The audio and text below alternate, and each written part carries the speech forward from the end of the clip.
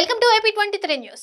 గాంధీ మార్చురీకి భారీగా సవాలు. కుంభమేళకు వెళ్లి వస్తూ రోడ్డు ప్రమాదంలో మృతి చెందిన మల్లారెడ్డి, రవికుమార్, ఆనంద్ కుమార్, ప్రసాద్, బాలరాజు, సంతోష్ కుమార్ మృతదేహాలకు జబల్పూర్ ప్రభుత్వ ఆసుపత్రిలో పోస్టుమార్టం అనంతరం గాంధీ ఆసుపత్రి మార్చురీకి తరలించారు. తహసీల్దార్లు వాణి, జయశ్రీ, భీమయ్య గౌడ్, డిప్యూటీ DMHO బిజ్జిస్ మున్సిఫా సమక్షంలో దాదాపు 2 గంటల పాటు పంచనామా అనంతరం మృతదేహాలను కుటుంబ సభ్యులకు అప్పగించారు. శశికుమార్ మృతదేహాన్ని మార్చురీలో భద్రపరిచారు. అతడి సోదరి US నుండి హైదరాబాద్ వచ్చిన తర్వాత అప్పగించనున్నారు. గాంధీ ఆసుపత్రికి వచ్చిన మృతుల కుటుంబ సభ్యులు శోకసంద్రంలో మునిగిపోయారు.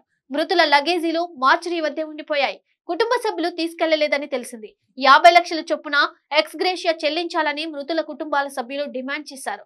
ఈ క్రమంలో ఒకే కాలనీలో ఉండే 4 మృతి చెందడంతో కార్తికేయ నగర్ లో విషాద ఛాయలు అలుముకున్నాయి. నాచారం చరిత్రలోనే ఇలాంటి విషాద ఘటన ఎప్పుడూ చోటు చేసుకోలేదని పలువురు వాపోయారు. వారంతా 20 ఏళ్లుగా ఒకే ప్రాంతంలో నివసిస్తున్నారు. వృత్తిరీత్యా కాలనీలోని ప్రతి కుటుంబానికి సుపరిచితులే. ఒకరు మెడికల్ షాప్ నిర్వహిస్తుండగా మరొకరు నగల వ్యాపారి, ఇంకొకరు పాల వ్యాపారంతో పాటు కాలనీ సంక్షేమ సంఘం అధ్యక్షుడిగా దీర్ఘకాలంగా కొనసాగుతున్నాడు. నిత్యం వ్యక్తిగత జీవితాల్లో బిజీగా ఉన్నప్పటికీ వారానికి ఒక్కరోజైనా కలుసుకుంటారు. వీలు చూసుకుని ఏడాదిలో ఒక్కసారైనా కుటుంబ సభ్యులతో కలిసి విహారయాత్రకు వెళ్తుంటారు. కుంభమేళాకు వెళ్లాలని నెల రోజుల క్రితమే ప్లాన్ చేసుకున్నారు. వారి మిత్రుడు మల్లేష్ వ్యక్తిగత కారణాల వల్ల యాత్రకు వెళ్లలేదు.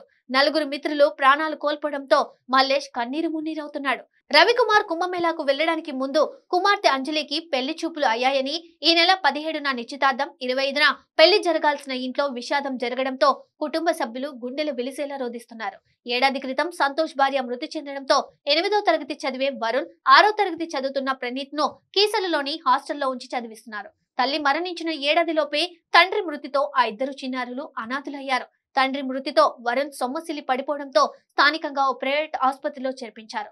చిన్న కుమారుడితోనే అంత్యక్రియలు పూర్తి చేశారు. నగరవాసులు కుంభమేళాకు వెళ్లి వస్తూ రోడ్డు ప్రమాదంలో మృతి చెందడం బాధాకరంగా మారింది. ఇక ఇటువంటి మరిన్ని అప్డేట్స్ కోసం ఫాలో AP23 న్యూస్.